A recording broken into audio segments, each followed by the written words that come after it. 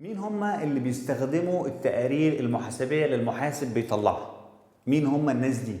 فهم قسموهم لتو جروب كبار، يعني قسموهم لاثنين كبار. قال لك في انترنال يوزر، في ناس بتستخدم التقارير المحاسبيه انترنال يوزر، وفي اكسترنال يوزرز. اكسترنال هم قسموهم الاثنين، ناس جوه الشركه اكسترنال يوزر، ناس جوه الشركه وناس بره الشركه. هو التقرير المحاسب بيطلع تقرير لناس جوه او لناس بره، ملهاش حل، مفيش حاجه تاني. ناس جوه الشركه مدير التسويق، مدير الاي تي، مدير الاتش ار، مدير الفاينانس، مدير التمويل، مدير المبيعات، مثلا مدير الاتش ار بتاع الموظفين، مدير الاتش ار اللي هو الهيومن ريسورسز بتاع الموظفين. ده محتاج ايه؟ انا والله عايز اعرف في سيوله كافيه في الشركه نزود المرتبات ولا لا. فمحتاج تقارير معينه، فلازم ياخدها من مين؟ من قسم الماليات. فده بالنسبه للاتش ار. بتاع التسويق، والله انا عايز اعرف مبيعاتي من منتج معين قد ايه خلال فتره معينه، وانهي مبيعات اكتر، ده ولا ده. فده بتاع مين؟ بتاع التسويق، فمحتاج معلومات زي كده. بتاع التمويل، والله هل في فلوس ندفع للملاك، للناس اللي بتملك الشركه، ندفع لهم ارباح، نوزع عليهم ارباح، شويه ارباح كده نديها لهم فلوس كفلوس نقديه يستفيدوا بيها ليهم هم ولا لا. فكل دي معلومات انت كمحاسب بتوفرها لهم علشان ياخدوا بيها قرارات معينه. يبقى انت في انترنال يوزر بيستخدموا المعلومات بتاعتك، التقارير اللي احنا بنتكلم عليها اللي انت هتطلعها كمحاسب في انترنال يوزر. فدولت مثلا قلنا زي مين؟ زي الفاينانس، اي حد جوه الشركه من الاخر، يعني اي حد جوه الشركه، بس لازم يكون له صلاحيه انه يبص على التقرير. مش كل الناس بتبص على التقرير، يبقى لازم يكون له صلاحيه ان هو يبص على التقرير. يبقى في انترنال يوزر وفي اكسترنال يوزر، ده الناس اللي جوه الشركه. الناس اللي دايما المحاسبه اللي بتدي تقارير للناس جوه الشركه بيسموها مانجيريال اكاونتنج. مانجيريال اكاونتنج يعني محاسبه اداريه. وهتدرس قدام شويه محاسبه التكاليف، هي تعتبر جزء من الاداريه. يعني محاسبه التكاليف والاداريه هي واحد، هما الاثنين انا بعتبرهم واحد، مفيش فرق ما بينهم، هما بيكملوا بعض.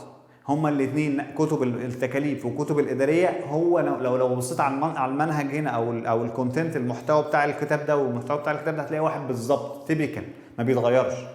يبقى المانجيريال اكاونتنج هي محاسبه التكاليف، عشان بس ما تلخبطش ما بين الاثنين. هتدرسهم على مادتين، محاسبه اداريه ومحاسبه تكاليف، بس انت هتبقى في دماغك بتبقى فاهم ان هم دول واحد. فدي محاسبه ايه؟ مانجيريال اكاونتنج، محاسبه اداريه. فالناس اللي بتطلع تقرير لناس جوه الشركه محاسبه اداريه. طب والاكسترنال، الناس اللي بتخرج تقرير جوه الشركه، محاسبه ماليه، بيسموها ايه؟ فاينانشال اكاونتنج. فاينانشال اكاونتنج. يبقى ناس بتطلع تقرير جوه اسمها مانجيريال، يعني جايه من كلمه اداره. يعني انا بدي للمديرين اللي في الشركه بديهم مانجيريال اكاونت، محاسبه اداريه، بديهم تقرير للاداره. انما هنا الناس اللي خارج الشركه زي مين اللي عاوز يعرف معلومات عن الشركه؟ العملاء. لو انت مثلا راجل هنا فاتح مثلا توكيل لشركه مرسيدس، انا عميل بالنسبه لمرسيدس، فانا فاتح لهم هنا ببيع عربيات مرسيدس.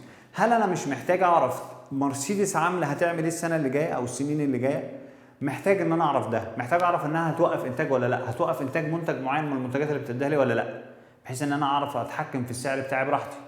فبالتالي انا محتاج معلومات من الشركه دي، فانا بالنسبه لهم اكسترنال يوزر، فلازم اقرا حاجه اسمها التقرير المالي بتاعهم. هنفترض ان انت مش لسه ما نعرفش يعني ايه قوائم ماليه، ففي حاجه اسمها تقرير مالي بينزل من كل الشركات كل سنه، فلازم اقراه. انا كراجل عميل لازم اقراه. انا كراجل بدرس، انت بتدرس وانا بدرس وكلنا بندرس، فالدراسه دي مش محتاجين نقرا شويه بيانات عن بعض الشركات، محتاجين، فبيدوا لك تقرير.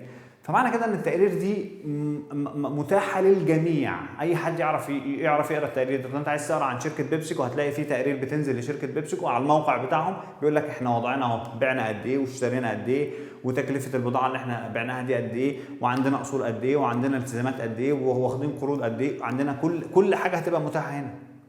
فدي اسمها ايه؟ فاينانشال اكاونتنج، محاسبه ماليه بتدي تقارير للناس اللي خارج الشركه. طب مين تاني؟ احنا قلنا عملاء، وقلنا سواء موردين كمان، الناس اللي بتورد للشركه دي عايزين يعرفوا هم حجم انتاجهم هيقف ولا لا، عشان يعملوا حسابهم في المنتجات اللي هينتجوها.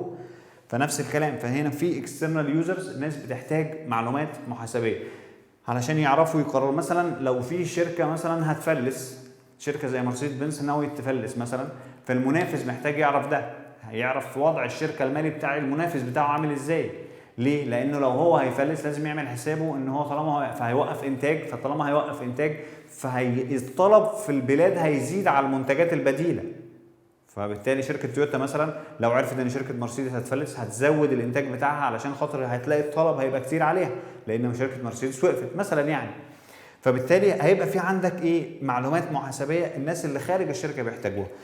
لازم نعرف اثنين استثناء يعني لازم تبقى عارفهم، IRS Internal Revenue Service. الناس اللي بتتفرج على افلام اجنبيه هتلاقي سمعت المصطلح ده كتير. IRS اللي هي ايه؟ Internal Revenue Service، اللي هي مصلحه الضرائب الامريكيه، اسمها IRS، مصلحه الضرائب الامريكيه. سواء مصلحه الضرائب في مصر، سواء مصلحه الضرائب في اي مكان، مصلحه الزكاه في السعوديه، اي مكان فيها مصلحه ضرائب، ف IRS محتاجين ان هم ياخدوا معلومات ماليه من الشركات علشان خاطر يعرفوا يحسبوا يخلوا الشركات تدفع ضرائب مظبوط. فبالتالي دي مصلحه الضرائب، فبتبقى محتاج كده. في مصلحه ثانيه اسمها هيئه سوق المال، او في امريكا اسمها السك. يبقى انت لازم تعرف IRS، تبقى يعني عارف المصطلح يعني. Internal Revenue Service. Internal Revenue Service. Internal داخلي، ريفينيو يعني ايراد، خدمات الايراد الداخلي اللي هي مصلحه الضرائب في امريكا. السك سكيورتي اكسشينج كوميشن.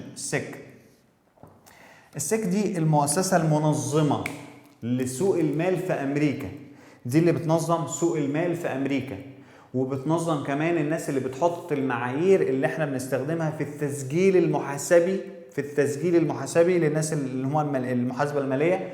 المعايير اللي بتنزل طريقه التسجيل، يعني في حاجه اسمها معيار، هنعرفها كمان شويه، وهنعرفها كمان في المحاضرات اللي جايه.